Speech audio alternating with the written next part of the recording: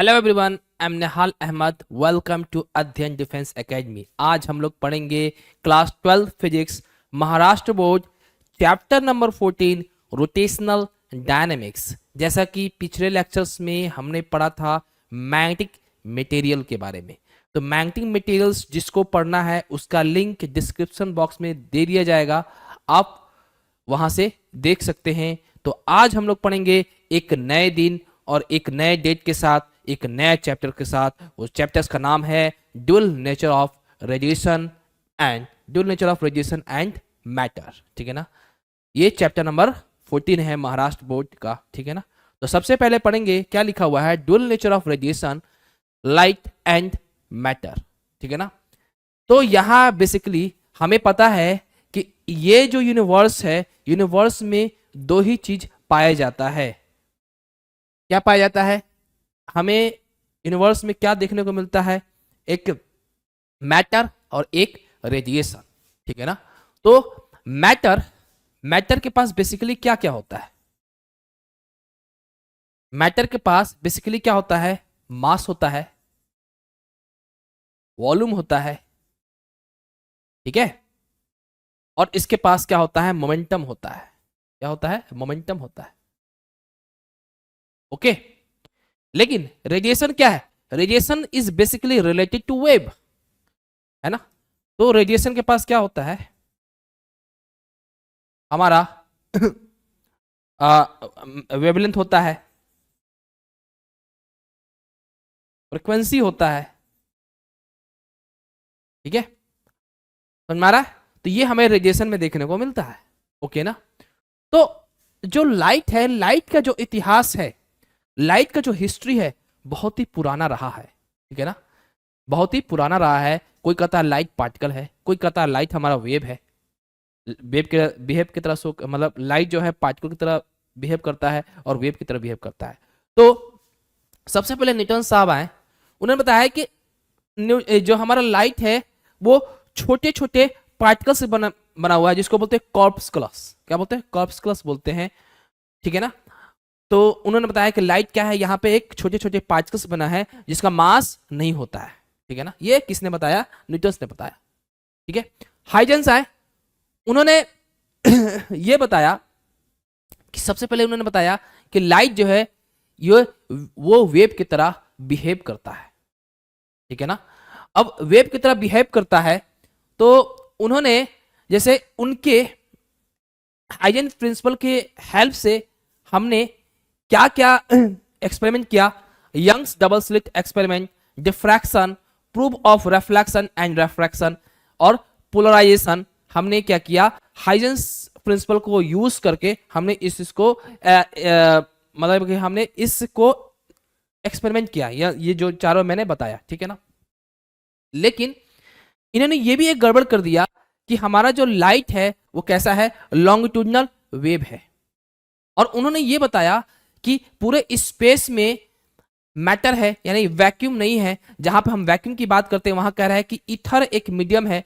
उस ईथर के वजह से हमारा जो लाइट है, लाइट का क्या होता है? मूवमेंट होता है। लाइट एक जगह से दूसरी जगह जाता है। ये किसने बताया? ये हाइजन ने बताया। ठीक है ना, लेकिन मैक्सवेल ने कहा कि नहीं, मैक्सवेल ने कहा कि लाइट जो है वो क्या हमारा ट्रांसवर्स वेव है। ठीक है ना, ये ट्रांसवर्स वेव कब पता चला? जब पोलराइजेशन का एक्सपेरिमेंट हो रहा था। ठीक है ना, तो मैक्सवेल ने बताया कि लाइट हमारा क्या है? ट्रांसवर्स वेव है। समझ में आ रहा चीजें? ओके, तो उन्होंने ये बताया कि लाइट को मीडियम की जरूरत नहीं पड़ती है उस, ठीक है ना। तो जो लाइट जो सूर्य से अर्थ में आ रही है तो बीच में वैक्यूम पड़ता होगा, बीच में वैक्यूम रहता है। और वो कैसे आती है? इलेक्ट्रिक फील्ड और मैग्नेटिक फील्ड के वेरिएशन से हमारा लाइट का मूवमेंट होता है। समझ में आ रहा है? समझ में आ रहा है? तो ये कैसे पता चला कि हमारा मैक्सवेल कह रहा है कि हमारा लाइट क्या है? एक इलेक्ट्रोमैग्नेटिक वेव्स है। ठीक है ना, तो वेव थ्योरी से हमने क्या क्या प्रूव किया? डिफ्रैक्शन प्रूव किया, यंग डबल स्लिट प्रूव किया, रिफ्लेक्शन किया, रिफ्रैक्शन किया और पोलराइजेशन किया। ठीक है ना, लेकिन एक होता है photo electric effect. Photo electric effect क्या होता है कि जैसे मान लो कोई एक मेटल्स है, ठीक है। उसमें मैं क्या करूं, लाइट को स्ट्राइक कर रहा हूं इस मेटल पे, तो इसमें से इलेक्ट्रॉन निकल जाता है। इस इफेक्ट को बोलते हैं फोटो इलेक्ट्रिक इफेक्ट। तो प्लांक्स जो थे वो ब्लैक बॉडी रेडिएशन पे वर्क कर रहे थे, ठीक है। वो समझ ही नहीं पा रहे थे कि यहाँ पे जो हमारा ब्लैक बॉडी रेडिएशन का जो कर्व बन रहा था, ऐसे आपने देखा होगा कि ये हमारा एनर्जी का था, ये हमारा लैम्डा का था, ऐसा कुछ ग्राफ बन रहा था, ऐसा। ये हमारा वेवलेंथ है, एनर्जी यानी इमिसिव पावर और लैम्डा के बीच में जो ग्राफ था ऐसा बन रहा था। आपने ध्यान दिया होगा, केटीजी में पढ़ना था, ठीक है, रेडिएशन जो टॉपिक है उसमें पढ़ना था। तो इस पे स्टडी कर रहे थे। तो जब वो स्टडी कर रहे थे तो उनको समझ ही नहीं आ रहा था कि इसको हम फोटो इलेक्ट्रिक इफेक्ट और ब्लैक बॉडी रेडिएशन को मैं कैसे वेव के थ्योरी से इसको एक्सप्लेन कर पाऊं। तो पता ये चला कि वेव थ्योरी से तो नहीं हो पाएगा, लेकिन हाँ एक चीज से किया जा सकता है। जब हम लाइट को एक छोटे छोटे पार्टिकल्स को माने, और छोटा जो पार्टिकल होता है उसको बोलते हैं फोटोन। यानी हम लाइट को मान लें कि हमारा क्या है, लाइट जो बना हुआ है एक छोटे छोटे पार्टिकल से बना है, ठीक है। यानी quantum of light is called photon. Quantum मतलब छोटा छोटा पार्टिकल्स, क्वांटम मतलब छोटा, स्मॉल होता है, ठीक है ना। तो फोटोन जो होता है ये बेसिकली लाइट का छोटा छोटा पार्टिकल होता है। तो अगर इसका हेल्प लें, फोटोन का हेल्प लें, तो हम फोटो इलेक्ट्रिक इफेक्ट और ब्लैक बॉडी रेडिएशन और एक कॉम्पटन इफेक्ट होता है उसको हम लोग एक्सप्लेन कर सकते हैं। समझ में आ रहा है चीजें। लेकिन बात ये आ गई कि भाई लाइट को हम क्या माने। लाइट हमारा कभी देख रहे वेव माने, लाइट को वेव माने कि लाइट को हम पार्टिकल माने, क्या माने। तो आइंस्टाइन ने इसका एक सॉल्यूशन निकाला। उन्होंने बताया, आइंस्टाइन ने, कि देखो क्या है कि जब आप यंग्स डबल स्लिट एक्सपेरिमेंट, चाहे डिफ्रैक्शन, रिफ्लेक्शन और रिफ्रैक्शन जब आप एक्सपेरिमेंट कर रहे हो, तो उस समय मानो कि लाइट जो है ये वेव की तरह बिहेव कर रहा है। और जब हम एक्सपेरिमेंट ये करेंगे फोटो इलेक्ट्रिक इफेक्ट और कॉम्पटन इफेक्ट और ब्लैक बॉडी रेडिएशन पर जब एक्सपेरिमेंट करेंगे, तो उस समय ये मानो कि हमारा जो लाइट है पार्टिकल की तरह बिहेव करता है। इससे ये समझ में आया, उन्होंने एक चीज और बात बताई कि लाइट जो है ये एक सिक्के का दो पहलू है। तो इसलिए लाइट को हम बोलते हैं डुअल नेचर ऑफ रेडिएशन। समझ में आया, ठीक है। तो इसलिए जो यहां पर जो लाइट है वो पार्टिकल की तरह भी बिहेव करता है और वेव की तरह भी बिहेव करता है, इसलिए इसको डुअल नेचर बोला जाता है। और मैटर भी डुअल नेचर शो करता है, वो आपको बाद में बताया जाएगा, ठीक है ना। तो पहले देखिए क्या क्या हमने लिखा है। Light is an electromagnetic radiation which make the things visible. अगर किसी चीज को देखना है तो लाइट की तो जरूरत पड़ेगी ही, बिना लाइट के हम किसी भी चीज को नहीं देख सकते हैं। और लाइट हमारा क्या है, इलेक्ट्रोमैग्नेटिक वेव है, ओके ना। समझ में आया अच्छे से, ओके। अब कुछ इसका प्रॉपर्टी देखते हैं लाइट का थोड़ा, है ना। अगर लाइट का प्रॉपर्टी अगर पूछेगा तो आप ये लिख सकते हो, it is a form of energy. ये एनर्जी का फॉर्म है, सही बात है। लाइट जो है बहुत ही ज्यादा डिस्टेंस से आ रही है, सूर्य से अर्थ की तरफ आ रही है, तो वो कैसे आएगा, उसके पास एनर्जी है तभी तो आ पाएगा, ठीक है ना। The nature of propagation of light is transverse. जैसा मैंने बताया कि इसका जो नेचर होता है कैसा होता है, ट्रांसवर्स होता है। बेसिकली देखो क्या होता है, ये जैसे अगर ये हमारा जो इलेक्ट्रिक फील्ड और मैग्नेटिक फील्ड और जो वेव होता है उस उन दोनों के बीच में जो डायरेक्शन, जो एंगल होता है वो क्या म्यूचुअली आपस में परपेंडिकुलर होते हैं। अगर कह दिया जाए कि हमारा इलेक्ट्रिक फील्ड अगर वाई एक्सिस में है और हमारा मैग्नेटिक फील्ड जेड डायरेक्शन में है, तो हमारा जो वेव होगा वो किस डायरेक्शन में होगा, वाई एक्सिस में होगा। यानी आपस में तीनों क्या होंगे, तीनों क्या होंगे, म्यूचुअली परपेंडिकुलर होंगे। जैसे आप ऐसे समझ लो कि ये हमारा इलेक्ट्रिक फील्ड है, ये हमारा क्या है, मैग्नेटिक फील्ड है, तो हमारा वेव ऐसे चलेगा, ठीक है ना। तो ये ऐसे करके चलता है, ये हमारा जो हमारा इलेक्ट्रिक फील्ड है ऐसे हमारा वेरी करेगा, तो मैग्नेटिक फील्ड वेरी करेगा, तो उसके वजह से हमारा वेव ऐसे करके चलता है। तो तीनों जो है इलेक्ट्रिक फील्ड, मैग्नेटिक फील्ड और इलेक्ट्रोमैग्नेटिक वेव जो है, जो लाइट जिसको बोल सकते हैं, वो आपस में क्या है, म्यूचुअली परपेंडिकुलर है, ओके ना। अब लाइट का स्पीड कितना होता है आप अच्छे से जानते हैं, 3 × 10⁸ metre per second in vacuum या एयर, ओके। अब इसमें कौन कौन सा फेनोमेना देखने को मिला, रेफ्लेक्शन देखने को मिला, रेफ्रैक्शन मिला, इंटरफेरेंस देखने को मिला, जिसको बोलते हैं यंग्स डबल स्लिट एक्सपेरिमेंट में हम लोग इंटरफेरेंस देखते थे। इंटरफेरेंस जो पैटर्न बनता था कि हमारा bright dark bright dark bright dark जो बनता था, तो उस वो क्या है हमारा इंटरफेरेंस फिनोमेना हमें देखने को मिला था। डिफ्रैक्शन, फिर photo electric effect, Raman effect, Compton effect, ये सब किस में हमको देखने को मिलता है, लाइट में। लाइट को यूज करके हम ये चीज एक्सपेरिमेंट हमने किया था, ठीक है ना। अब द क्वांटम ऑफ लाइट क्या होता है, फोटोन होता है, यानी फोटोन लाइट का सबसे छोटा जो पार्टिकल होता है उसको बोलते हैं फोटोन, ठीक है ना। अब फोटोन है तो फोटोन है भाई, फोटोन चलने वाला है, तो उसके पास क्या होगा, एनर्जी होगा, यानी इसके पास क्या, photon is a power house of the light energy. Okay, अगर लाइट का अगर बात करें E equal to h nu, ये क्या कहने का मतलब है, कहने का मतलब ये है कि अगर एक फोटोन का जो एनर्जी होता है वो एच न्यू होता है, 2 फोटोन का एनर्जी कितना होता है, 2 एच न्यू हो जाएगा। 3 फोटोन का एनर्जी कितना होगा, 3 एच न्यू हो जाएगा। n फोटोन कितना हो जाएगा, n एच न्यू हो जाएगा। तो n फोटोन का जो एनर्जी होगा E equal to h n h nu हो जाएगा। ये बहुत ही इंपॉर्टेंट फॉर्मूला है, इस पे क्वेश्चन नहीं पूछा जाता है कि लाइट का एनर्जी जितना दिया हुआ है, h क्या है हमारा, प्लांक्स कांस्टेंट है, क्या होता है, प्लांक्स कांस्टेंट है, ठीक है ना। और न्यू क्या होता है, फ्रीक्वेंसी ऑफ लाइट है, तो बताना है कि नंबर ऑफ फोटोन क्या होगा। इस पे न्यूमेरिकल आया है 2 नंबर में, ठीक है ना। ओके, n क्या है नंबर ऑफ फोटोन, h क्या है प्लांक्स कांस्टेंट, एंड न्यू क्या है फ्रीक्वेंसी ऑफ लाइट, E क्या है energy of light. Okay, light is in the form of packet, ये किसने बताया, लाइट जो है ये पैकेट के फॉर्म में होता है, ये बताया प्लैंक्स ने। ओके, अब वर्क फंक्शन पढ़ते हैं। देखो वर्क फंक्शन क्या होता है समझो, जैसे ये हमारा एक मेटल है, क्या है, एक मेटल है। ओके, यहां पे लाइट हमने दिया, यहां पे हमने लाइट दिया और इलेक्ट्रॉन निकल गया, ठीक है। ये कैसे हुआ होगा,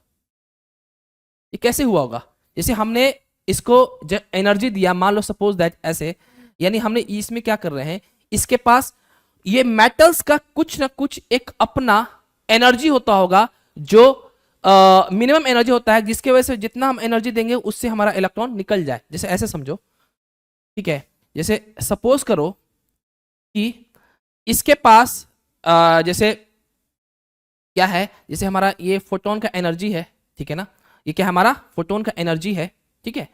और इस मेटल के पास जो इलेक्ट्रॉन निकलेगा वो कितना कम से कम चाहिए, 2 इलेक्ट्रॉन वोल्ट चाहिए। और यहां पे जो लाइट एनर्जी आ रहा है, मान लो 1 इलेक्ट्रॉन वोल्ट मिल रहा है, तो क्या ये जो लाइट का जो एनर्जी 1 इलेक्ट्रॉन वोल्ट है, क्या ये 2 इलेक्ट्रॉन वोल्ट के इलेक्ट्रॉन को निकाल पाएगा, नहीं निकाल पाएगा। कितना इसको देना पड़ेगा, कितना इसे देना पड़ेगा कि ये हमारा जो इलेक्ट्रॉन जो है निकल जाए, लाइट जब स्ट्राइक करेगा तो हमें मिनिमम कितना देना पड़ेगा, लाइट का एनर्जी मिनिमम कितना होना चाहिए, 2 इलेक्ट्रॉन वोल्ट होगा, तो ये इलेक्ट्रॉन को निकाल देगा। इसका मतलब यह हुआ कि the minimum amount of energy required to remove an electron from metal surface is called work function. यानी वर्क फंक्शन क्या होता है कि वो मिनिमम अमाउंट ऑफ एनर्जी जिससे हमारा, यानी वो लाइट का मिनिमम अमाउंट ऑफ एनर्जी देंगे जिससे हमारा इलेक्ट्रॉन मेटल से निकल जाए, वो जो मिनिमम अमाउंट ऑफ एनर्जी है, ठीक है, उसी को बोलते हैं वर्क फंक्शन। तो different metals have different work function, वो डिपेंड करता है कि वो मेटल कौन सा है। तो डिफरेंट मेटल के पास डिफरेंट वर्क फंक्शन होता है। हो सकता है कि कोई मेटल्स ऐसा है जिसका वर्क फंक्शन 2 इलेक्ट्रॉन वोल्ट हो, कोई ऐसा मेटल्स है जिसके पास 4 इलेक्ट्रॉन वोल्ट हो, समझ में आ रहा है, कोई ऐसा मेटल है जिसके पास 6 इलेक्ट्रॉन वोल्ट है। वो डिपेंड करेगा कि हम कितना लाइट एनर्जी दे रहे हैं, समझ में आ रहा है चीजें। जैसे आप ऐसे समझो कि हमें पता है कि लाइट जो है उसके पास 7 कलर होते हैं, विब ग्योर होगा ना, हम विजुअल की बात करेंगे। वेवलेंथ किसका ज्यादा होता है, रेड लाइट का होता है ना। और हमारा जो वायलेट का होता है वो हमारा वेवलेंथ क्या होता है, कम होता है, लेकिन फ्रीक्वेंसी जो होता है हमारा जो है विबग्योर का ज्यादा होता है और रेड का कम होता है, ठीक है, ओके। तो मान ले कि रेड लाइट में हमारा कितना इलेक्ट्रॉन वोल्ट है, मान लो उसके बाद 2 इलेक्ट्रॉन वोल्ट है, इसमें हमारा 3 इलेक्ट्रॉन वोल्ट है, इसके पास 4 इलेक्ट्रॉन वोल्ट है ना, यानी क्या है, this is called energy. Energy क्या, E इक्वल टू क्या, एच न्यू, यानी जितने ज्यादा फ्रिक्वेंसी उतने ज्यादा एनर्जी। और इसके पास मान लो हमारा 10 इलेक्ट्रॉन वोल्ट है, ठीक है। तो ये लाइट का पार्ट है, इसके ऊपर जो फ्रिक्वेंसी होता है उसको क्या बोलते हैं, यूवी, और ये नीचे क्या होता है, इंफ्रारेड, ठीक है, ये आपको पता होना चाहिए, ठीक है ना। तो अगर हम क्या करें कि मान लो ये जो मेटल्स हैं, ठीक है, इस मेटल जो है मान लो इसका जो वर्क फंक्शन है कितना है, 3 इलेक्ट्रॉन वोल्ट है। अगर मैं इस पे रेड लाइट स्ट्राइक करूं तो क्या इसमें से इलेक्ट्रॉन निकलेगा, नहीं निकलेगा, क्यों, क्योंकि रेड लाइट का जो हमारा एनर्जी है वो कितना है, 2 इलेक्ट्रॉन वोल्ट है। तो हमें क्या करना पड़ेगा, उसके लिए हमें क्या करना पड़ेगा, अगर मैं इस पे मतलब रेड लाइट इस पे दिया मेटल्स पे तो ये इलेक्ट्रॉन इसमें नहीं निकला, लेकिन अब जैसे ही मैं क्या करूंगा, ऑरेंज इस पे डालूंगा तो इलेक्ट्रॉन निकलेगा, क्योंकि 3 इलेक्ट्रॉन वोल्ट क्या है, इसका वर्क फंक्शन है, ठीक है ना। तो ये क्या हो जाएगा, जब हम ऑरेंज डालते हैं तो इसके पास हमारा जो इलेक्ट्रॉन है वो जस्ट निकलेगा, ठीक है ना, समझ में आया। अच्छा जब मैं इस पे येलो डालूंगा तो क्या होगा, येलो लाइट डालूंगा तो इसके वही येलो लाइट के पास कितना है, इलेक्ट्रॉन वोल्ट है, 4 इलेक्ट्रॉन वोल्ट है, और इसके पास वर्क फंक्शन कितना, 3 इलेक्ट्रॉन वोल्ट है। तो क्या होगा, 3 इलेक्ट्रॉन वोल्ट तो निकलने में लग जाएगा, और जो 1 इलेक्ट्रॉन जो बचेगा वो किस में जाएगा, काइनेटिक एनर्जी में जाएगा, यानी उसके मूवमेंट में जाएगा। समझ में आ रहा चीज है। तो इसका मतलब यह हुआ कि अगर मैंने जब येलो लाइट दिया तो 3 इलेक्ट्रॉन वोल्ट तो इसको निकालने में लगा, और जो 1 इलेक्ट्रॉन जो बचा उसके अंदर क्या आ जाएगा, काइनेटिक एनर्जी आ जाता है। समझ में आया चीजें। तो इससे एक इक्वेशन बनता है कि लाइट का एनर्जी इक्वल टू क्या हो जाएगा, हमारा work function plus kinetic energy maximum, ये बनता है इक्वेशन। इसको बोलते हैं फोटो इलेक्ट्रिक इफेक्ट इक्वेशन, ठीक है ना, ये बाद में पढ़ेंगे, ओके। खैर हम ज्यादा भी बोल दिए, है ना। तो यहां देखो, अब फोटो इलेक्ट्रिक इफेक्ट क्या होता है, ठीक है, the phenomena of emission of electron from the metal surface when suitable amount of radiation falls on it is called photoelectric effect। यानी फोटोइलेक्ट्रिक इफेक्ट जैसे मैंने बताया कि अगर कोई मेटल्स हैं जिसमें हम सुटेबल अमाउंट ऑफ फ्रीक्वेंसी, कहने क्या मतलब है कि अगर मैंने लाइट का जो एनर्जी है वर्क फंक्शन से अगर ज्यादा है, यानी मेटल्स के वर्क फंक्शन से ज्यादा होगा तो क्या होगा, इलेक्ट्रॉन निकलेगा। तो जो इमिशन ऑफ इलेक्ट्रॉन, ये जो प्रोसेस हो रहा है इसी को बोलते हैं फोटो इलेक्ट्रिक इफेक्ट, ठीक है ना, समझ में आया अच्छे से, ओके। अब देखिए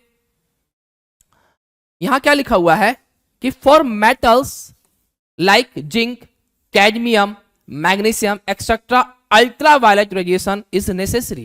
ये क्या कह रहा है कि अगर मैं जिंक लेता हूं, कैडमियम लेता हूं, मैग्नीशियम लेता हूं, इसमें हम अल्ट्रावायलेट रेडिएशन का यूज करेंगे तब जाके क्या होगा, इसमें से मेटल्स निकलते हैं।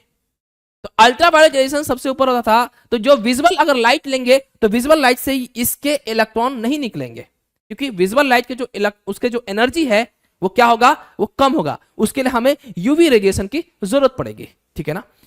उसी तरह अगर ये कह रहा है कि अल्कली मेटल्स जो होते हैं, ठीक है, उसके लिए विजुअल रेडिएशन सफिशिएंट है। समझ में आया चीजें। अब पढ़ेंगे experiment setup of photo electric effect, okay.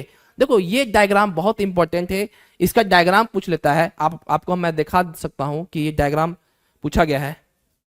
ये देखिए, draw a neat level diagram the experimental arrangement for study of photo electric effect.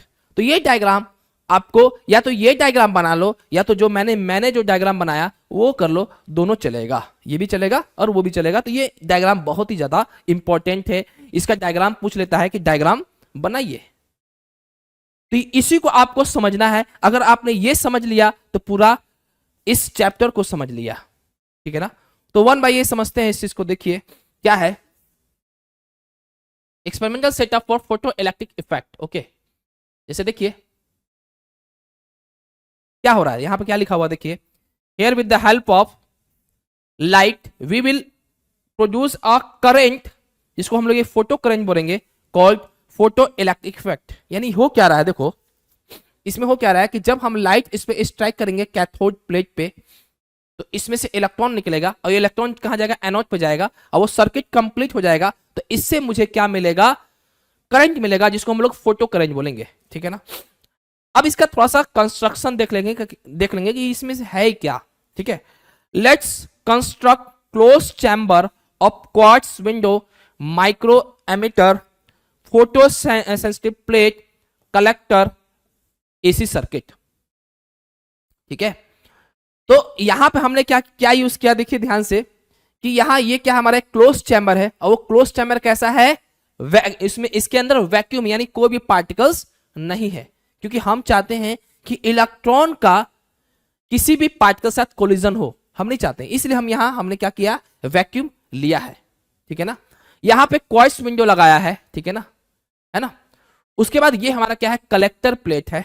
ये हमारा क्या है, फोटो सेंसिटिव प्लेट है, जिसको हम लोग इमिटर भी बोलेंगे और कैथोड बोलेंगे। और ये हमारा क्या है, एनोड है। मैं क्या करूंगा, एनोड को कभी पॉजिटिव बनाऊंगा, कभी नेगेटिव बनाऊंगा। वो क्या करूंगा, यहां का जो पोटेंशियल है वो क्या करूंगा, चेंज करते रहूंगा। ये क्या है, हमारा वेरिएबल पोटेंशियल सोर्स है। ठीक है ना, समझ में आया अच्छे से। ओके, ये आपको ये समझ में आ गया। ओके, अब क्या है, ये क्या कह रहा है, इसमें एसी सर्किट यूज करेंगे। एसी सर्किट कहने क्या मतलब, ये वाला, यानी इसमें हमारा जो पोटेंशियल सोर्स है वो कैसा है, हमारा पोटेंशियल सोर्स हमारा वेरिएबल है, यानी ये एसी सोर्स है। ठीक है, ये हमारा रेजिस्टेंस कैसा है, वेरिएबल है। ये हमारा क्या है, एमीटर है, जो करंट को मेजर करेगा। ये हमारा क्या है, वोल्ट मीटर है, जो वोल्टेज को मेजर करेगा। ओके ना, वोल्टेज यहां क्या करेगा, रेगुलेट करेगा। ओके, अब यहां देखिए, well light of threshold frequency. अब थ्रेशोल्ड फ्रीक्वेंसी क्या होता है, थ्रेशोल्ड फ्रीक्वेंसी किसको बोलते हैं, कि minimum amount of light energy, light मतलब कि लाइट का वो मिनिमम फ्रीक्वेंसी जो हमारा क्या हो जाए कि मेटल्स का जो इलेक्ट्रॉन है वो निकल जाए, वो मिनिमम फ्रीक्वेंसी लाइट का, जिससे हमारा मेटल का इलेक्ट्रॉन निकल जाए, जस्ट निकल जाए, उस फ्रीक्वेंसी को बोलते हैं थ्रेशोल्ड फ्रीक्वेंसी। समझ में आया।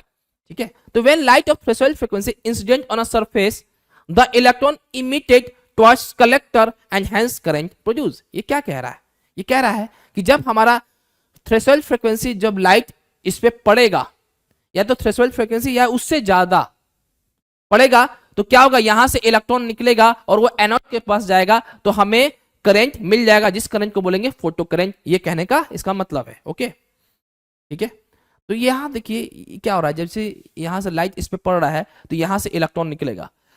ठीक है, ये फोटो सेंसिटिव प्लेट है। अब फोटो सेंसिटिव प्लेट करने का मतलब है कि जैसे ही इस पे लाइट पड़ा, तुरंत इलेक्ट्रॉन निकल गया। इलेक्ट्रॉन निकलेगा और ये इलेक्ट्रॉन कहां जाएगा, इसके पास जाएगा, एनोड के पास, एनोड के पास जाएगा, तो क्या होगा, ये पूरा सर्किट कंप्लीट होगा, तो हमारा करंट मिल जाएगा, जिसको बोलेंगे फोटो करंट। ओके, अब यहां पे क्या लिखा, potential difference V is used here to maintain the flow of current. Potential difference जो V है वो क्या कर रहा है, करंट को मेंटेन कर रहा है यहां पे। ओके, समझ में आया चीजें। ये अभी कंस्ट्रक्शन बता रहा हूं, ये कर क्या रहा है।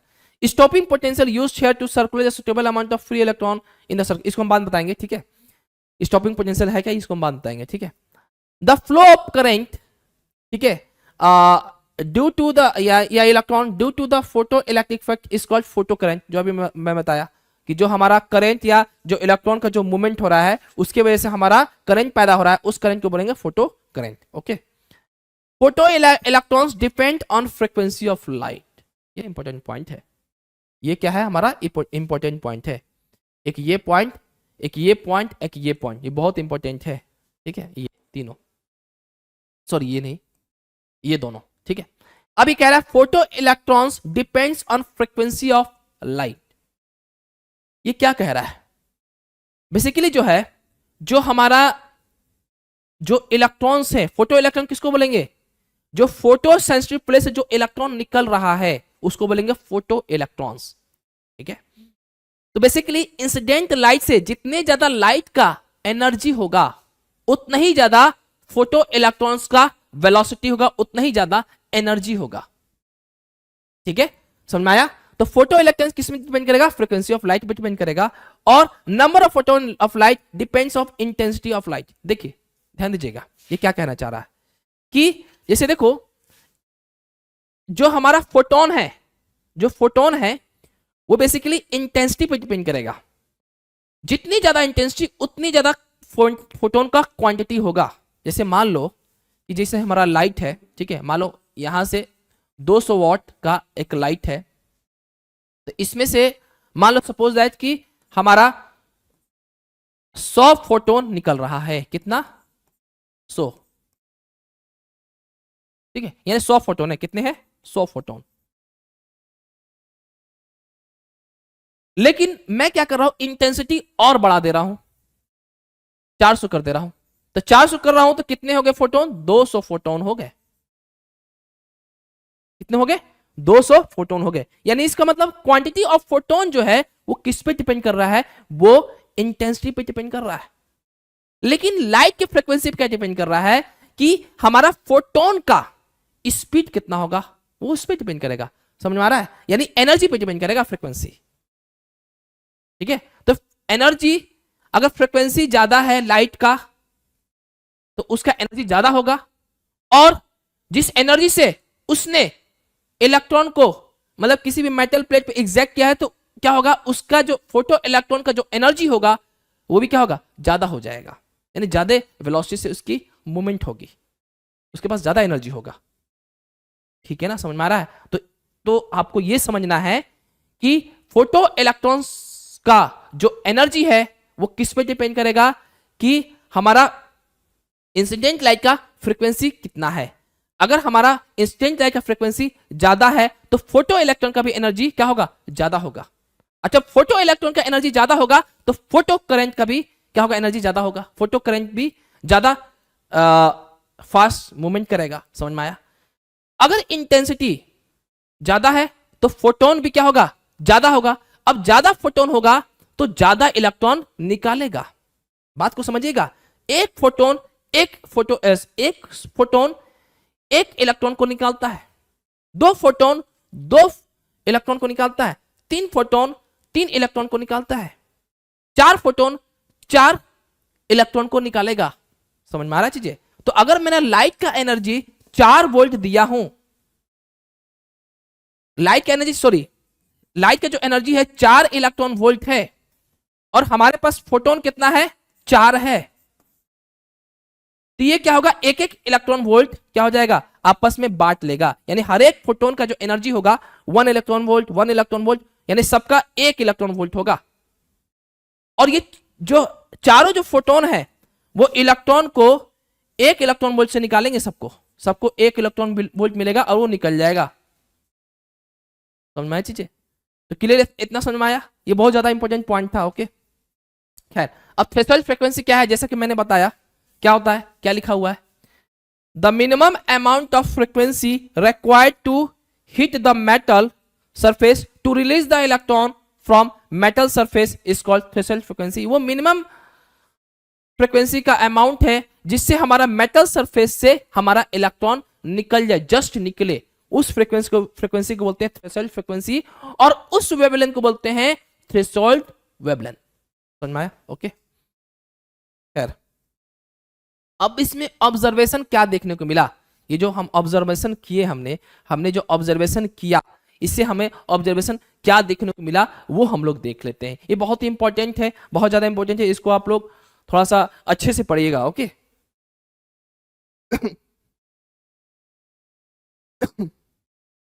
Observation from experiment on photo electric effect. Okay,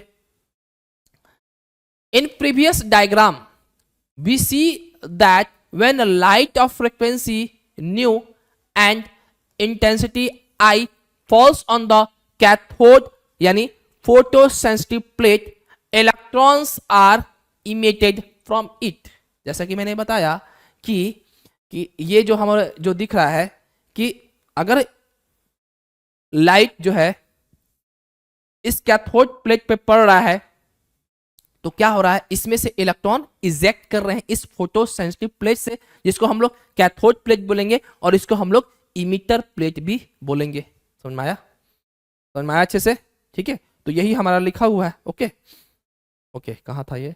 okay, अब ये जो इलेक्ट्रॉन है कहां जा रहा है? The electrons are collected by the anode collector and the current flows in the circuit. This current is called photo electric current, जिसको मैंने बार बार बताया कि ये जो हमारा इलेक्ट्रॉन जो निकला कैथोड से, ये किसके पास गया? एनोड के पास गया, और इसके वजह से हमारा जो इलेक्ट्रॉन जब यहां से यहां जाएगा तो पूरा सर्किट कंप्लीट होगा। तो इस इलेक्ट्रॉन को बोलेंगे फोटो इलेक्ट्रॉन, इसलिए बोलेंगे क्योंकि लाइट से की वजह से ये इलेक्ट्रॉन जो इधर से इधर जा रहा है, यानी ये जो लाइट की वजह से ये इलेक्ट्रॉन निकला ना, इसलिए इसको फोटो इलेक्ट्रॉन बोलेंगे।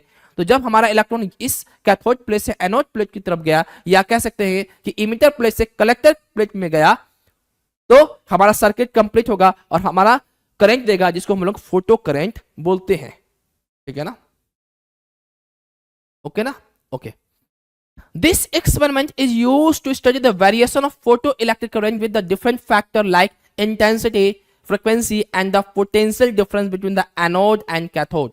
जो यहां पे जो एक्सपेरिमेंटल हो रहा है फोटो इलेक्ट्रिक इफेक्ट करंट के से, यानी फोटो इलेक्ट्रिक का जो करंट का जो वेरिएशन हो रहा है वो 3 फैक्टर पे डिपेंड कर रहा है। एक तो हमारा इंटेंसिटी पे डिपेंड कर रहा है, एक फ्रीक्वेंसी पे डिपेंड कर रहा है, एक पोटेंशियल डिफरेंस पे डिपेंड कर रहा है। एनोड एंड कैथोड के बीच में जो पोटेंशियल डिफरेंस है उस पे डिपेंड कर रहा है। तो हम लोग बारी बारी से देखेंगे कि कैसे ये जो हमारा फोटो करंट है इंटेंसिटी पे डिपेंड कर रहा है, फ्रीक्वेंसी पे डिपेंड कर रहा है, और एनोड और कैथोड के बीच में जो पोटेंशियल डिफरेंस है वो कैसे उस पर डिपेंड कर रहा है। समझ में आ रहा है अच्छे से? बहुत ही आसान है ना? इसमें कुछ करना ही नहीं है ना? ठीक है, ओके। अब देखिए, हमारा अगर मुझे फोटो सेंसिटिव प्लेट से इलेक्ट्रॉन निकालना है तो उसके लिए हमें क्या करना पड़ेगा कि हमारा जो इंसिडेंट फ्रीक्वेंसी जो होना चाहिए वो थ्रेशोल्ड फ्रीक्वेंसी से या तो ज्यादा होना चाहिए या तो उसके बराबर होना चाहिए, कम नहीं होना चाहिए। इसका मतलब देखिए, फोटो इलेक्ट्रिक इफेक्ट कब होगा? फोटो इलेक्ट्रिक इफेक्ट कब होगा? ये कब होगा? ध्यान दीजिएगा, ये कब होगा? जब हमारा लाइट का जो एनर्जी है, लाइट का जो एनर्जी है वो greater than equal to work function के बराबर हो, यानी minimum amount of energy required to remove the electron from the metal surface is called work function. इसका मतलब लाइट एनर्जी जो है वो किस पे डिपेंड कर रहा है? वो फ्रीक्वेंसी पे डिपेंड कर रहा है। इसका मतलब फ्रीक्वेंसी जो लाइट का होना चाहिए वो थ्रेशोल्ड फ्रीक्वेंसी से क्या होना चाहिए? ज्यादा होना चाहिए या उसके बराबर होना चाहिए। ओके, ठीक है, अब समझ में आया इतना? इसमें किसी को डाउट है क्या? अब देखिए, मैंने क्या बताया था? क्या मैंने बताया कि जिसके पास इंटेंसिटी ज्यादा उसके पास क्वांटिटी ऑफ फोटोन ज्यादा। और ये तो कंडीशन फुलफिल होनी चाहिए कि हमारा जो फ्रीक्वेंसी होना चाहिए, लाइट का जो फ्रीक्वेंसी होना चाहिए वो थ्रेशोल्ड फ्रीक्वेंसी ज्यादा होना चाहिए। उसके बाद की बात कर रहे हैं कि लाइट का अगर इंटेंसिटी ज्यादा है तो हमारा, अगर लाइट इंटेंसिटी ज्यादा है तो फोटोन का भी क्वांटिटी ज्यादा होगा, और जब फोटोन का क्वांटिटी ज्यादा होगा तो क्या होगा? ज्यादा से ज्यादा इलेक्ट्रॉन को निकालेगा, और ज्यादा से ज्यादा इलेक्ट्रॉन को निकालेगा तो ज्यादा फोटो करंट हमें मिलेगा। तो वही तो है, देखिए ध्यान से कि जैसे जैसे इंटेंसिटी बढ़ा रहे हैं हमारा क्या हो रहा है? फोटो करंट बढ़ते जा रहा है। आप देख सकते हो, समझ में आ रहा चीज है? तो हमारा जो फोटो करंट है वो किस पे डिपेंड कर रहा है? लाइट के इंटेंसिटी पे डिपेंड कर रहा है। अरे समझ में आया कि नहीं आया? अरे बोलिए ना। तो यहां पे वही तो लिखा हुआ है कि the photo current is directly proportional to the number of photo electrons emitted per second. यानी number of photo electron emitted per second मतलब क्या? फोटो करंट है ना? तो फोटो करंट किस पे डिपेंड कर रहा है कि एक सेकेंड में कितना number of photo electron emit कर रहा है, वो हमारा फोटो करंट डिपेंड कर रहा है। ठीक है ना? This implies that the number of photo electrons emitted per second is directly proportional to the intensity of incident radiation. ठीक है, यानी इससे ये समझ में आ रहा है कि जो हमारा जो फोटो इलेक्ट्रॉन जो इमिट करेगा पर यूनिट सेकंड में वो डायरेक्टली प्रोपोर्शनल किसका है? यानी किस पे डिपेंड कर रहा है? ये इंटेंसिटी पे डिपेंड कर रहा है। तो जितनी ज्यादा इंटेंसिटी उतने ज्यादा हमें क्या मिलेगा? फोटो करंट मिलेगा। ओके ना? समझ में आया? तो ये चीज तो आपको समझ में आ गया होगा। ओके, अब दूसरा है दूसरा क्या है यहां पे कि effect of potential on photo electric current. पहला तो हमने देखिए इंटेंसिटी और फोटो करंट के बीच में रिलेशन क्या है। अब इसमें देखिए, इसमें हमने क्या किया, इंसिडेंट फ्रीक्वेंसी को फिक्स कर दिया। ठीक है, इंसिडेंट फ्रीक्वेंसी को मैंने क्या किया, इंसिडेंट फ्रीक्वेंसी क्या है हमारा, फिक्स है। और इंटेंसिटी जो है किसी भी एक के लिए फिक्स है, हमेशा नहीं है, ये ध्यान देना। ठीक है, यानी हमने यहां सिर्फ इंसिडेंट फ्रीक्वेंसी क्या किया, इंटेंसिटी अभी रहने दो, इंसिडेंट फ्रीक्वेंसी क्या किया मैंने, फिक्स कर दिया। ठीक है, अब आप खुद बताओ कि यहां पे क्या देखने को मिल रहा है। पहले तो इसका कुछ ये पढ़ लेते हैं, देखो क्या लिखा हुआ है। ठीक है, जीरो पोटेंशियल क्या होता है, जीरो पोटेंशियल इसको बोलते हैं कि देखो, when anode is at zero potential the photo current is not zero. जब एनोड का, एनोड कौन सा था, इधर वाला, देखो जब इसका पोटेंशियल जीरो होगा, तो आप खुद बताइए कि जब इसका पोटेंशियल जीरो है तो क्या फोटो करंट जीरो होगा क्या? अरे पोटेंशियल इसका जीरो है, ठीक है, और इलेक्ट्रॉन इसका पोटेंशियल कुछ है, तो पोटेंशियल डिफरेंस के कारण इलेक्ट्रॉन का यहां से यहां मूवमेंट होगा कि नहीं, कैथोड से एनोड की तरफ मूवमेंट होगा कि नहीं। तो अगर हमारा एनोड का पोटेंशियल जीरो है फिर भी फोटो करंट देखने को मिलेगा। समझ में आया चीजें? तो उसी को बोलेंगे जीरो पोटेंशियल। क्या बोलेंगे? जीरो पोटेंशियल हम लोग बोलेंगे। अब पॉजिटिव पोटेंशियल क्या हो गया? पॉजिटिव पोटेंशियल बोलेंगे कि when anode is at positive potential it attract the ejected electron. यानी जो हमारा ये डायग्राम था, ये हमारा क्या है, ये हमारा एनोड, ये हमारा कैथोड। तो एनोड जो है अगर पॉजिटिव पोटेंशियल है तो क्या होगा, जो इलेक्ट्रॉन निकलेगा वो क्या होगा, इसके तरफ अट्रैक्ट करेगा। जितनी ज्यादा पॉजिटिव होगा उतना ही ज्यादा इस यहां से इलेक्ट्रॉन निकलेगा, लेकिन एक लिमिट तक। जब हमने इसमें इंटेंसिटी को फिक्स कर दिया, कहने का मतलब यहां पे जो I1 I2 आपको दिख रहा है ये क्या है, मान लो ये हमारा I1 का ये इंटेंसिटी फिक्स हो गया, फिर I2 एक अलग इंटेंसिटी, एक अलग I3 की इंटेंसिटी है, ठीक है ना। तो मैंने इंटेंसिटी को फिक्स कर दिया, ठीक है। जब मैं इंटेंसिटी को फिक्स किया हूं तो इंटेंसिटी फिक्स करने का क्या मतलब है कि इलेक्ट्रॉन तो फोटोन उतना ही होंगे, यानी इंटेंसिटी फिक्स किया इसका मतलब क्या है, हमारा फोटोन जो होगा वो भी फिक्स रहेगा कि उतना ही निकलेगा। कि मान लो हमारा सपोज दैट कि इंटेंसिटी है 200 वाट, अब 200 वाट में जो हमारा फोटोन जो निकलेंगे वो मान लो तुम्हारे 200 फोटोन निकलेंगे, इससे ज्यादा तो निकलेगा नहीं। यही 200 फोटोन क्या करेगा, 200 इलेक्ट्रॉन को निकालेगा। समझ में आ रहा चीजें? तो ये जो हमारा पॉजिटिव जो पोटेंशियल है एनोड, ठीक है, वो क्या करेगा कि जितनी ज्यादा इसका पोटेंशियल, पॉजिटिव पोटेंशियल बढ़ेगा उतने ही ज्यादा इलेक्ट्रॉन को अपने तरफ खींचेगा, और जितनी ज्यादा खींचेगा उतना ही क्या होगा, करंट हमारा बढ़ेगा। तो देखो ये करंट क्या होगा, बढ़ गया ना, देखो तो ध्यान से आप यहां देख सकते हो, ये करंट क्या होगा, बढ़ गया।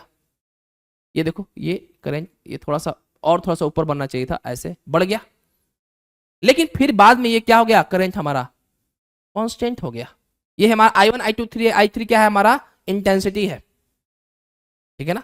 तो ये हमारा क्या होगा, करंट हमारा थोड़ा सा बढ़ा, बढ़ने के बाद क्या हुआ, कांस्टेंट हो गया। कांस्टेंट क्यों हो गया, क्योंकि इंटेंसिटी हमारा क्या हो गया, फिक्स है, और फ्रीक्वेंसी तो पहले से ही फिक्स है। वो समझ में आ रही चीजें?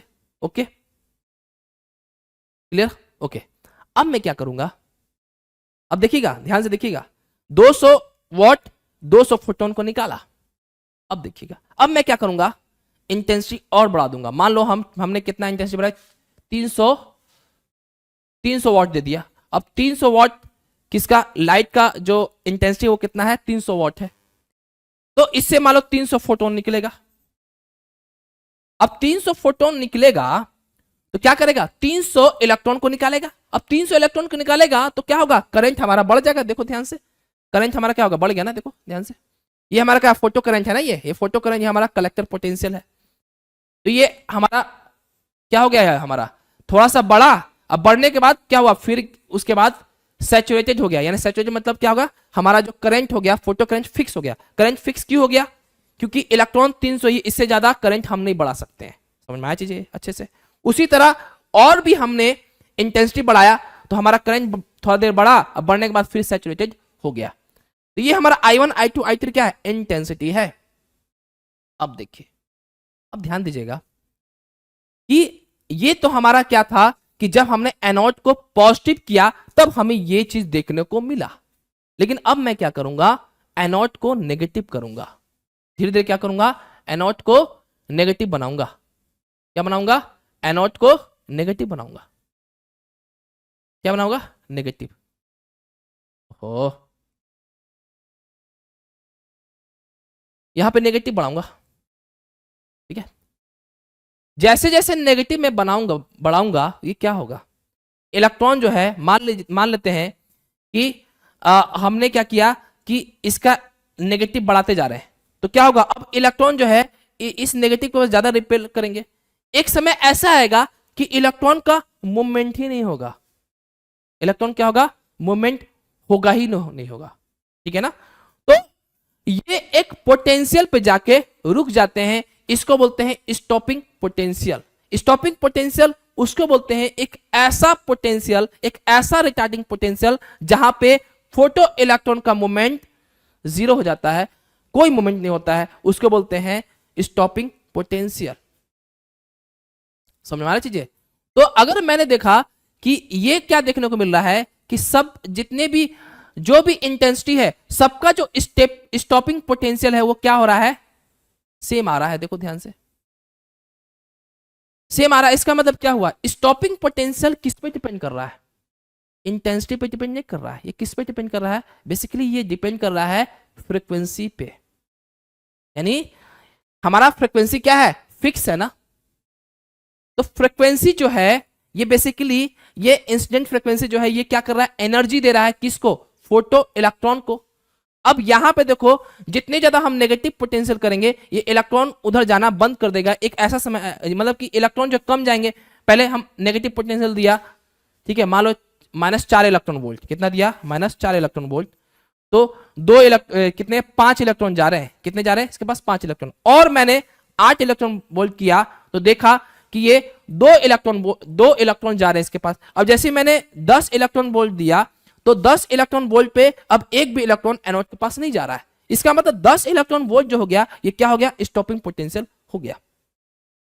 और इंटेंसिटी फिक्स, इंटेंसिटी जो है सारे इंटेंसिटी पे जो हमारा स्टॉपिंग पोटेंशियल आ रहा है वो सेम आ रहा है। तो ऐसे डिक्रीज करा, देखो ध्यान से, डिक्रीज कर रहा है ना। आप खुद देख सकते हो कि अब देखो, इलेक्ट्रॉन पहले 8 जा रहा था तो फोटो करंट ज्यादा होगा। जब इलेक्ट्रॉन हमारा 4 जाएगा फोटो करंट और कम होगा। जब 2 होगा तो और कम होगा, 0 होगा तो पूरा 0 हो गया। तो आप यहां पर ग्राफ देख सकते हो क्या हो रहा है। जैसे जैसे हम पोटेंशियल बढ़ाते जा रहे हैं नेगेटिव में, यानी हमने क्या किया यहाँ पे, एनोड को अब मैंने क्या किया? नेगेटिव बना दिया। तो जैसे जितने ज्यादा नेगेटिव बना रहे हैं उतने ज्यादा हमारा फोटो करंट डिक्रीज होता जा रहा है। और 0 कब हो रहा है? स्टॉपिंग पोटेंशियल पे। समझ में आ रहा है? तो स्टॉपिंग पोटेंशियल तीनों का सेम है। तो स्टॉपिंग पोटेंशियल बेसिकली किस पे डिपेंड कर रहा है? ये लाइट के फ्रीक्वेंसी पे डिपेंड कर रहा है, लाइट के एनर्जी पे डिपेंड कर रहा है। ठीक है ना? तो यही देखो लिखा हुआ है ना, है ना? कहा था व्हेन लाइट इज मोर, हाँ, तो यहां पे तो मैंने समझा दिया अभी कैसे। वही लिखा हुआ है कि व्हेन इट इज मेड, यानी हमने जो एनोड है अगर मोर पॉजिटिव है तो gradually photo current increases and becomes constant called saturation current. Negative potential क्या होगा कि when anode is made negative the is, ये नहीं है, ये नहीं है, दिस वन नहीं है, ये नहीं है। when anode is made negative the ejected electron are repelled so photo current decreases।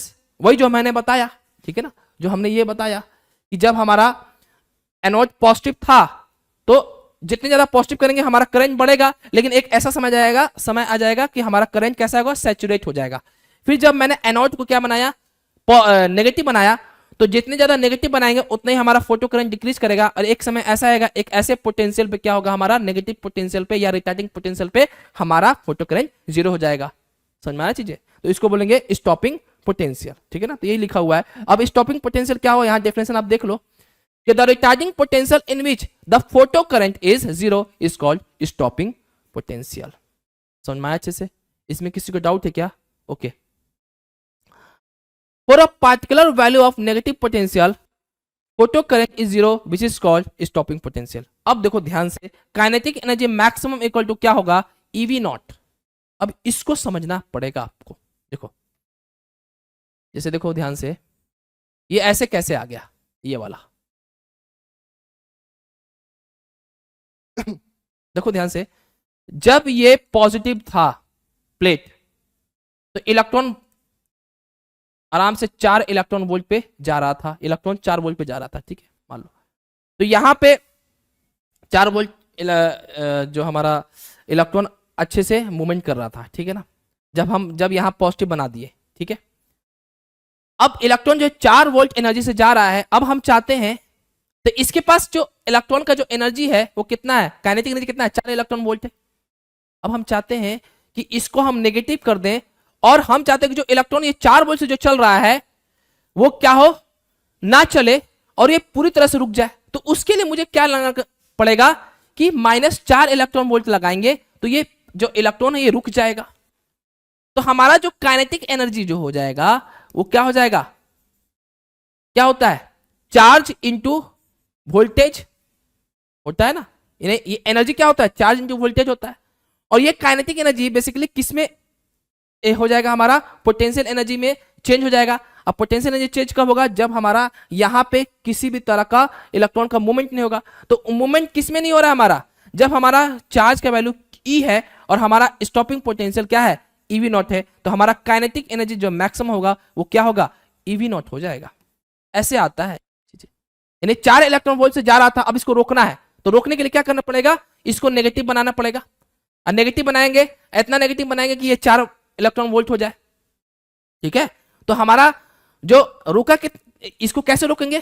कितने पोटेंशियल पे? स्टॉपिंग पोटेंशियल पे. और हमारा जो चार्ज है वो क्या है? E है. तो यहां से हमारा काइनेटिक एनर्जी जो मैक्सिमम है वो कितना हो जाता है? EV नॉट हो जाता है. तो ये ऐसे आता है, ठीक है. अब समझ में आ गया अच्छे से. अब हम क्या करेंगे? तीसरा जो केस है ना, तीसरा केस में क्या हो रहा है कि हमारा तो समझ में आ गया कि हमारा जो स्टॉपिंग पोटेंशियल है वो किस पे डिपेंड कर रहा है? इंसिडेंट मतलब इंसिडेंट के लाइट के एनर्जी पे डिपेंड कर रहा है स्टॉपिंग पोटेंशियल, ठीक है, चाहे उसके फ्रीक्वेंसी पे डिपेंड कर रहा है, ठीक है. अब देखिए क्या हो रहा है कि हमने क्या किया? इंटेंसिटी को फिक्स कर दिया. उसमें देखिए इंटेंसिटी वेरी कर रहे थे I1 I2 I3, लेकिन वहां पर हमारा फ्रीक्वेंसी फिक्स था, ठीक है. अब देखिए मैंने क्या किया, जैसे मान लो ये हमारा फ्रीक्वेंसी क्या है, मैंने 3 कलर ले लिया. कौन सा? एक रेड, एक ब्लू, एक ग्रीन. बताइए ये विबग्योर है ना. तो रेड के पास फ्रीक्वेंसी क्या है? कम है, कम है ना. और ब्लू के पास, और ब्लू ग्रीन, यहां ग्रीन ले लो, ये ब्लू. तो हमारा फ्रीक्वेंसी क्या हो रहा है? डिक्रीज, नहीं सॉरी, रेड के पास जो फ्रीक्वेंसी है वो कम है, ग्रीन के पास फ्रीक्वेंसी उससे ज्यादा है, एंड ब्लू के पास उससे ज्यादा होगा, ठीक है ना. तो हमारा फ्रीक्वेंसी क्या होगा? बढ़ते जा रहा है ऐसे, ठीक है. अब हम क्या करते हैं कि यहां पे जो फ्रीक्वेंसी है, आप खुद सोचो कि इसमें हमने इंटेंसिटी फिक्स कर दिया. इंटेंसिटी फिक्स करने का मतलब है फोटो इलेक्ट्रॉन भी फिक्स रहेगा. और जब फोटो इलेक्ट्रॉन फिक्स रहेगा तो हमारा फोटो करंट भी क्या होगा? फिक्स रहेगा. तो हमारा कैसा बनेगा? कुछ देर हमारा इंक्रीज करेगा फोटो करंट, फिर जाके कांस्टेंट हो जाएगा. ये ऐसा बनेगा. इसमें किसी को डाउट नहीं होना चाहिए. ओके, ठीक है, ओके. अब देखो, जब हमने एक वो जो एक्सपेरिमेंट कर रहे थे ऐसे बनाया, ठीक है, ठीक है. अब देखो सपोज कीजिए कि अगर हम रेड लाइट की बात करें, रेड लाइट की बात करें, ठीक है. जब रेड लाइट की वजह से जो इलेक्ट्रॉन हमारा जिस एनर्जी से चल रहा है, मान लो 2 इलेक्ट्रॉन वोल्ट से चल रहा है. कितने इलेक्ट्रॉन वोल्ट चल रहा है? 2 इलेक्ट्रॉन वोल्ट से चल रहा है रेड लाइट की वजह से, ठीक है. तो इसका स्टॉपिंग पोटेंशियल पे कितना होना चाहिए? हमें इसको यहां पे अभी पॉजिटिव बना, इसको बाद में क्या बनाना पड़ेगा? नेगेटिव बनाना पड़ेगा, तब जाके ये रुक जाएगा. तो स्टॉपिंग पोटेंशियल हमारा कितना आ गया यहाँ पे v माइनस v01 आ गया। माइनस क्यों दिखा रहे हैं, क्योंकि ये इसका जो पोलैरिटी है वो क्या है, नेगेटिव है ना, इसलिए। ओके, समझ में आया। अब देखिए ग्रीन जब लाइट इस पे पड़ेगा तो ये और ज्यादा इलेक्ट्रॉन वोल्ट एनर्जी से चलेगा, तो इसको रोकने के लिए ज्यादा पोटेंशियल देना पड़ेगा, स्टॉपिंग पोटेंशियल देना पड़ेगा, तब तो रुक पाएगा। तो इसलिए ये वाला जो है, जो जिसके पास ज्यादा फ्रीक्वेंसी है वो उसका जो स्टॉपिंग पोटेंशियल होगा वो ज्यादा होगा। अब मैं क्या करता हूं, ग्रीन हो गया हमारा, कौन सा ग्रीन हो गया। अब ब्लू करेंगे तो ब्लू जो होगा वो 6 इलेक्ट्रॉन वोल्ट से मान लो चल रहा है, तो उसके लिए स्टॉपिंग पोटेंशियल कितना देना पड़ेगा ताकि ये इलेक्ट्रॉन रुक जाए, -6 इलेक्ट्रॉन वोल्ट देना पड़ेगा। इसका मतलब ये हुआ कि यहां पे जो स्टॉपिंग पोटेंशियल होगा और भी नेगेटिव में ज्यादा हो जाएगा। तो ये हमारा ऐसे वेरिएशन होता है। समझ में आया चीजें, इसमें किसी को डाउट है क्या? अब देखिए यहां पे क्या लिखा हुआ है, थोड़ा सा ऑब्जर्वेशन देख लेते हैं। वही ऑब्जर्वेशन है जो पिछले एक्सपेरिमेंट हमने किया। The value of stopping potential is different for different radiation of frequency but same value of saturation current. यानी क्या मिल रहा है, स्टॉपिंग पोटेंशियल क्या है, डिफरेंट फ्रीक्वेंसी के लिए क्या होगा, स्टॉपिंग पोटेंशियल डिफरेंट होगा, लेकिन हमारा सैचुरेशन करंट क्या होगा, सेम होगा।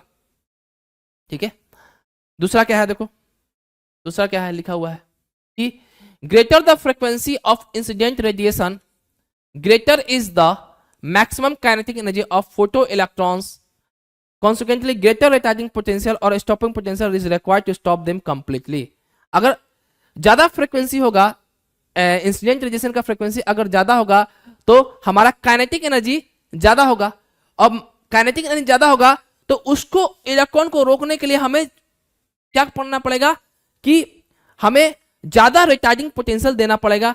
यानी कहने का मतलब यह है कि अगर 4 इलेक्ट्रॉन वोल्ट काइनेटिक एनर्जी से चल रहा है तो हमें उतना ही उसके नेगेटिव डायरेक्शन में, उसके अपोजिट डायरेक्शन में हमें उतना ही रिटार्डिंग पोटेंशियल देना पड़ेगा, तब जाके ये रुक पाएगा, तब जाके हम इलेक्ट्रॉन को रोक पाएंगे। Okay, the value of saturation current depends on the intensity of incident radiation but is independent of frequency of incident radiation. यानी यही है कि सैचुरेशन जो करंट है, जो डिपेंड कर रहा है, जो करंट जो है, फोटो करंट जो डिपेंड कर रहा है वो इंसिडेंट रेडिएशन पे, इंटेंसिटी के इंसिडेंट, जो इंसिडेंट रेडिएशन का जो इंटेंसिटी है उस पे हमारा करंट डिपेंड कर रहा है, फोटो करंट डिपेंड कर रहा है, लेकिन ये फ्रीक्वेंसी के लाइट पे डिपेंड नहीं करता है। ठीक है ना, ये कहने का मतलब है। ओके, अब पढ़ेंगे Einstein postulate of quantization of energy and the photo electric equation.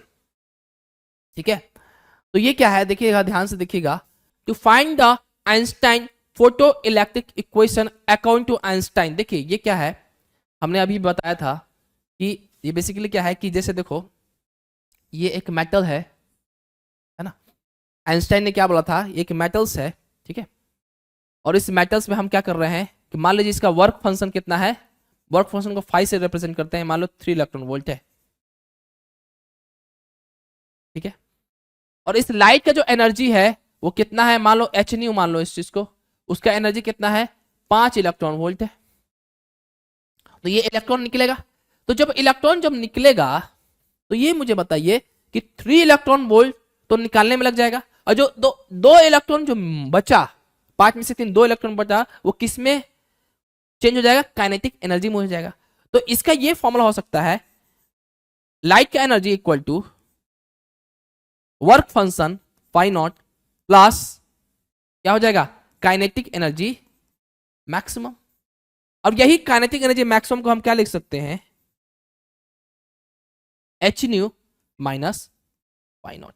ठीक है, तो यही हमारा क्या है, फोटो इलेक्ट्रिक इक्वेशन है। ठीक है, तो यही लिखा हुआ है पूरा कि when the energy of light is greater than the work function of metal, it is observed that electrons are emitted from the metal surface and the kinetic energy is equal to the difference between the photon energy and the work function।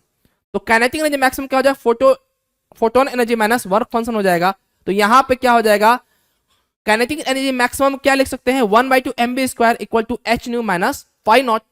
तो हम इसको kinetic energy maximum को हम EV not बोल सकते हैं, जिसको हम बोलते हैं stopping potential equal to h nu minus h nu nought, यहाँ एच न्यू क्या है, nu is the frequency of light and nu nought क्या है, थ्रेशोल्ड फ्रीक्वेंसी। ओके, अब इसको ऐसे भी लिख सकते हैं, इसको इस इक्वेशन को ऐसे लिख सकते हैं कि EV nought equal to s c by lambda minus s c by lambda nought. ये लैम्डा नॉट क्या है, थ्रेशोल्ड वेवलेंथ है, क्या है, थ्रेशोल्ड वेवलेंथ, ठीक है। और ये क्या हमारा इंसिडेंट लाइट का वेवलेंथ है, इंसिडेंट लाइट वेवलेंथ। ओके, समझ में आया अच्छे से, ओके, आसान है ना। ओके, तो यहां पे ई क्या है, इलेक्ट्रॉन है, वी नॉट क्या है, स्टॉपिंग पोटेंशियल है, प्लैंक्स कांस्टेंट जो होता है एच को बोलते हैं, जिसका वैल्यू जो होता है 6.63 into 10⁻34 joule second, and new क्या है, frequency of light, and nu nought क्या है, frequency threshold frequency of light है। ओके, चलिए इतना से समझ में आया, इसमें किसी डाउट है क्या, इस पे देखो न्यूमेरिकल आते हैं, है ना, ये भी बहुत इंपॉर्टेंट है। ओके, अब देखिए wave particle duality of electromagnetic, देखो इसका भी ये पूछा है, ये कब कब पूछा है इसका भी देख लेते हैं, ठीक है, ये कब पूछा है, ये देखिए, ये तो पूछा था आपको अक्टूबर 2015 में, है ना। ये देखिए stopping potential device photo electric effect, ये पूछ लिया है ना, ये कब पूछा था, मार्च 2019 में, ठीक है। थ्रेशोल्ड फ्रीक्वेंसी क्या होता है, फोटो इलेक्ट्रिक वर्क फंक्शन क्या होता है, ये भी मार्च 2020 में पूछा था, ठीक है ना। और उसको देखिए आप यहां पे कि how does the wave through light fails to explain the observation from, अभी बताना है इसको, अब डी ब्रॉगली वेव है, अच्छा ठीक है, ओके, अच्छा अच्छा ठीक, चलो अब इसके बाद में डिस्कस करेंगे अभी, ठीक है, अभी हम बताएंगे उसके बाद। समझ में आ गया नहीं कब कब पूछा है, ये इंपॉर्टेंट है ना, ये फोटो इलेक्ट्रिक इफेक्ट ये बहुत ज़्यादा इंपॉर्टेंट है। ओके, आ जाते हैं इस पे, ठीक है। ओके, तो ये तो हो गया हमारा, उसके बाद आगे wave particles duality electromagnetic radiation. अब हमको पता है कि लाइट जो है वो बिहेव करता है वेव नेचर, यानी वेव की तरफ बिहेव करता है और पार्टिकल की तरफ भी बिहेव करता है, ठीक है ना। Hence this is known as particle duality of electromagnetic radiation, यानी दोनों तरफ बिहेव करता है, वेव की तरफ बिहेव करेगा और हमारा पार्टिकल की तरफ बिहेव करता है, इसलिए इसको ड्यूअलिटी ऑफ इलेक्ट्रोमैग्नेटिक रेडिएशन बोलते हैं।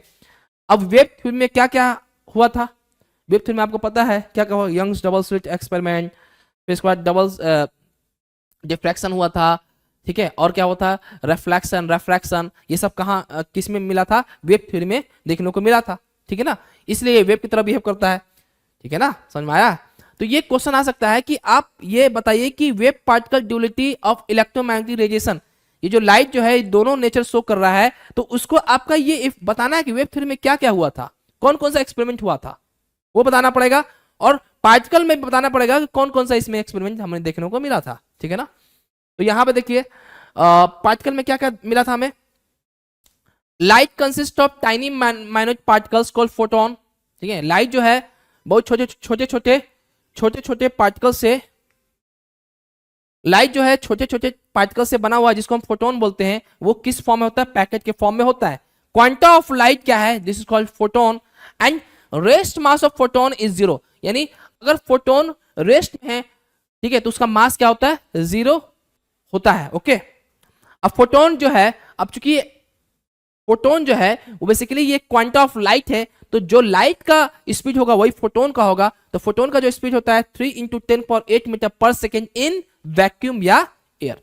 Light is a particle nature which is confirm by, अब लाइट जो है पार्टिकल नेचर शो करता है वो कैसे कंफर्म हुआ, वो कंफर्म हुआ हमारा फोटो इलेक्ट्रिक इफेक्ट से, कॉम्पटन इफेक्ट से हुआ। अब कॉम्पटन इफेक्ट क्या होता है कि जब कभी भी देखो क्या होता है कि जैसे हमारा ये इलेक्ट्रॉन का मूवमेंट हो रहा है, तो जब कभी भी इस पे एक्सरे पड़ेगा, क्या पड़ेगा, एक्सरे पड़ेगा, तो इसका जो एक्सरे का जो वेवलेंथ है वो क्या हो जाता है, डिक्रीज कर जाता है, ठीक है। जब ये एक्सरे इस पे इलेक्ट्रॉन पे स्ट्राइक करेगा तो इस एक्सरे का जो वेवलेंथ है डिक्रीज कर जाता है, इस इफेक्ट को बोलते हैं कॉम्पटन इफेक्ट, ठीक है ना।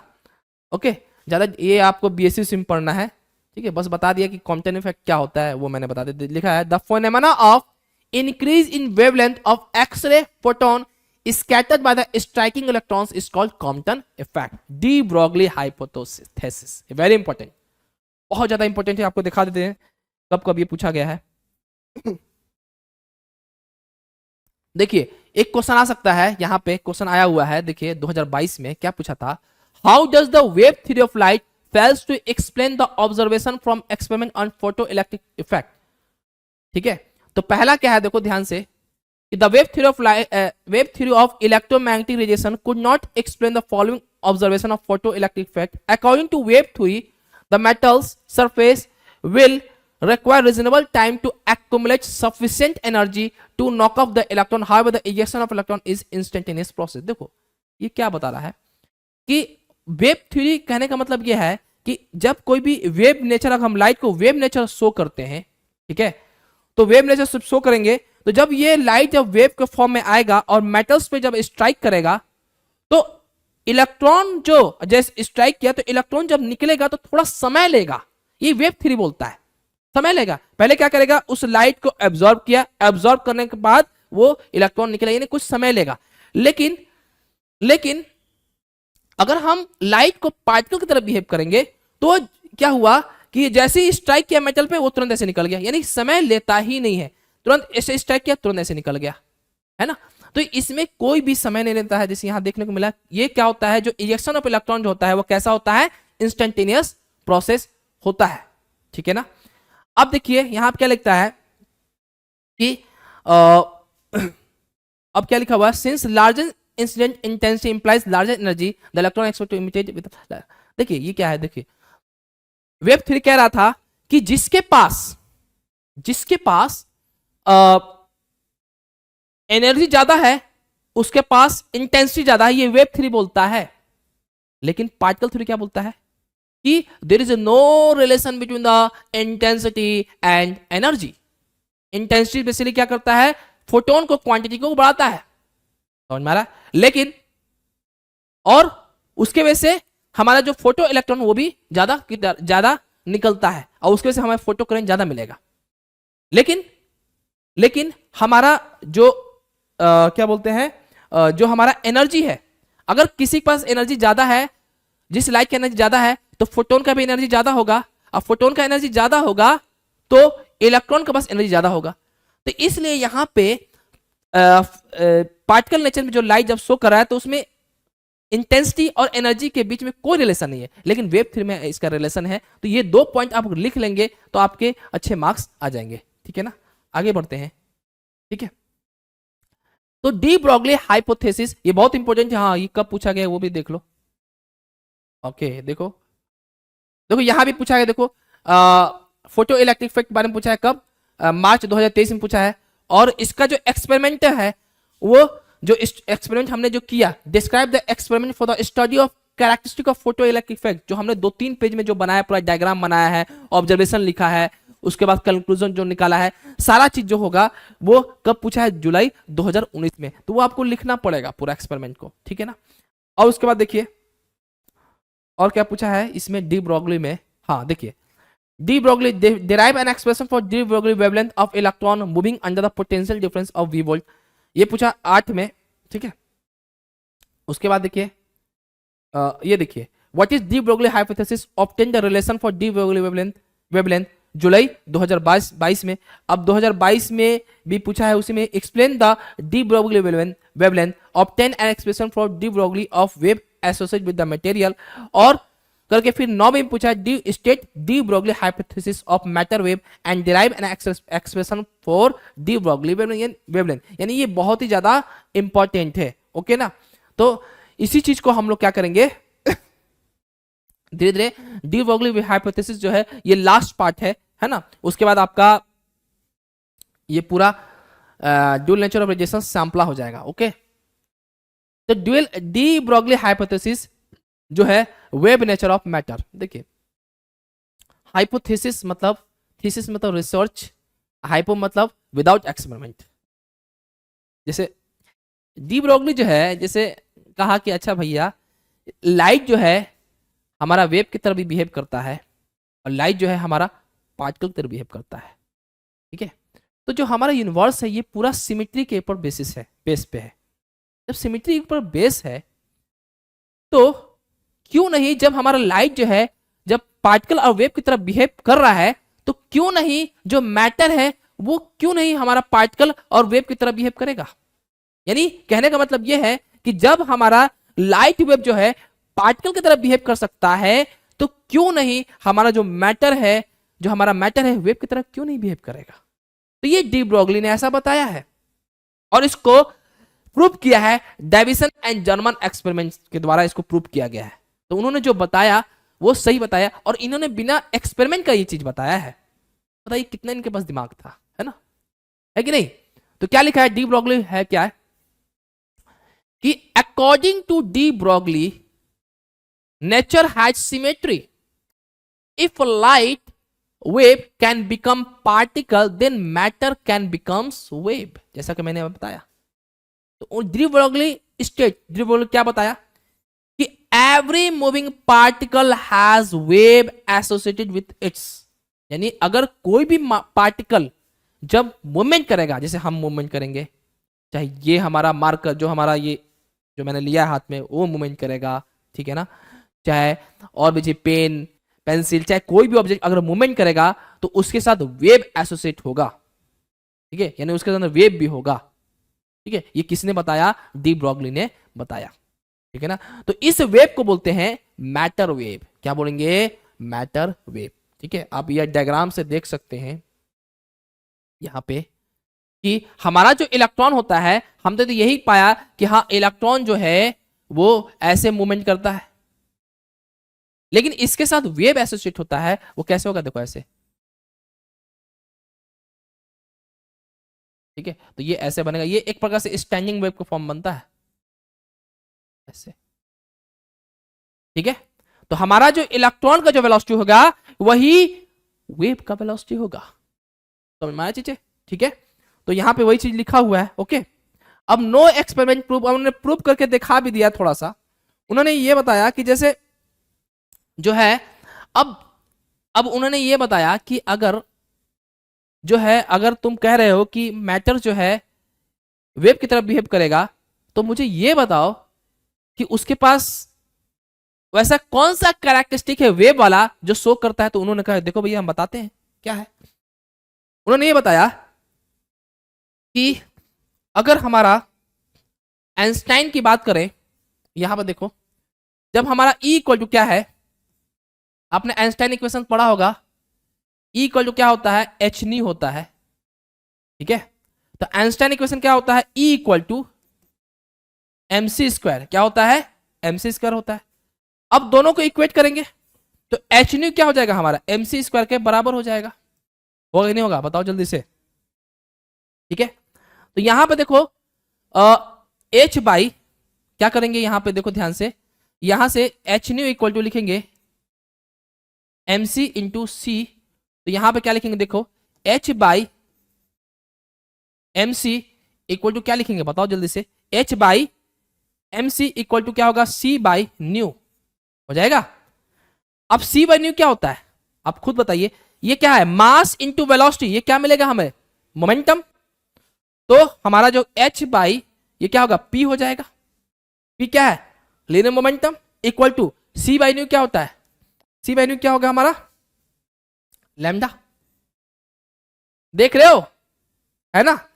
तो उन्होंने ये प्रूव करके दिखा दिया कि जब हमारा मतलब ये दिखा दिया कि जब कोई जो पार्टिकल अगर लाइट की स्पीड से चल रहा है, ठीक है, तो इन्हें प्रूव करके दिखाया कि उसके साथ हमारा वेव भी एसोसिएटेड होता है। तो उसका जो कैरेक्टरिस्टिक होता है, क्या होता है उसका वेव का, वो लैम्डा दिखा दिया कि हाँ देखो मैंने क्या किया कि मोमेंटम का रिलेशन लैम्डा के साथ बता दिया कि अगर कोई भी पार्टिकल मूवमेंट करेगा तो उसके पास लीनियर मोमेंटम होता है, तो उसके साथ वेव भी एसोसिएट करेगा। उन्होंने ये प्रूव करके दिखाया कि h by p equal to क्या होता है, लैम्डा होता है।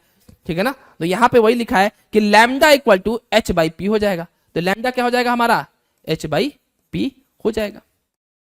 तो अगर कोई भी पार्टिकल चलता है मूवमेंट करेगा तो उसके साथ वेव होगा, और वेव है इसका मतलब क्या है, उसके पास वेवलेंथ है। ये उन्होंने प्रूव करके दिखा दिया। ठीक है ना, ओके।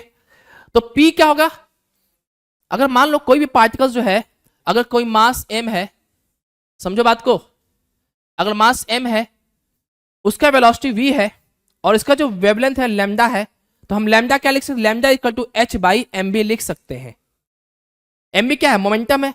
लैम्डा क्या है यहाँ पे? यहाँ लैम्डा जो है इसको बोलते हैं, चूंकि डी ब्रॉगली नहीं बोलते, डी ब्रॉय बोलते हैं, ठीक है ना। तो डी ब्रॉय साहब जो है उन्होंने ये बताया, इसलिए इस लैम्डा को बोलते हैं डी ब्रॉय वेवलेंथ या डी ब्रॉगली वेवलेंथ। अब काइनेटिक एनर्जी क्या होता है हमारा? काइनेटिक एनर्जी और का रिलेशन क्या? काइनेटिक एनर्जी इक्वल टू होता है पी स्क्वायर बाई 2m होता है। ये होता है कि नहीं? यहां पर वही लिखा हुआ है। तो हमारा जो P होगा उसको क्या लिख सकते हैं? P equal to 2m kinetic energy root, ऐसा होता है कि नहीं?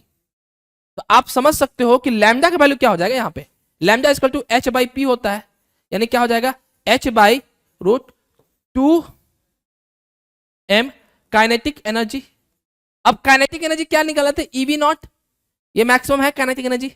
तो इसको हम लिख सकते हैं lambda equal to h by 2m e V nought. V nought क्या है? Stopping potential. तो ये हमारा रिलेशन आ गया जो क्वेश्चन में पूछा है, ठीक है। आप देख सकते हो यही हमने लिखा है, ओके। यहाँ पर हमने बताया निकाला नहीं है, ये रूट छूट गया है, ठीक है। आप इसको सुधार लीजिएगा, ओके ओके, समझ में आया अच्छे से? चलिए ओके, ठीक है। अब देखो ध्यान से, अब wave particle duality of matter. तो डी ब्रॉगली ने ये साबित कर दिया कि अगर मैटर जो है वो भी वेव की तरह बिहेव करता है, और मैटर तो पार्टिकल की तरह बिहेव तो करेगा ही, और वेव की तरह भी बिहेव करता है। ये डी ब्रॉगली ने बताया, समझ में आया चीजें? तो de Broglie propose that light has wave nature and particle nature, then particle matter must have a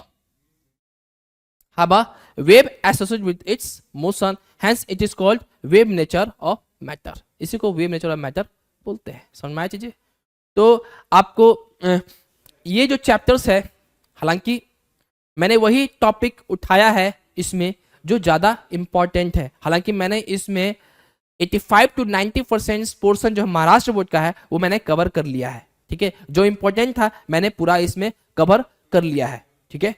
और जो भी इससे रिलेटेड जो भी टॉपिक है, जैसे फोटो सेल है और भी चीजें टॉपिक है इसमें, डेविसन जेनवन एक्सपेरिमेंट है, वो ज्यादा इंपॉर्टेंट नहीं है, ठीक है।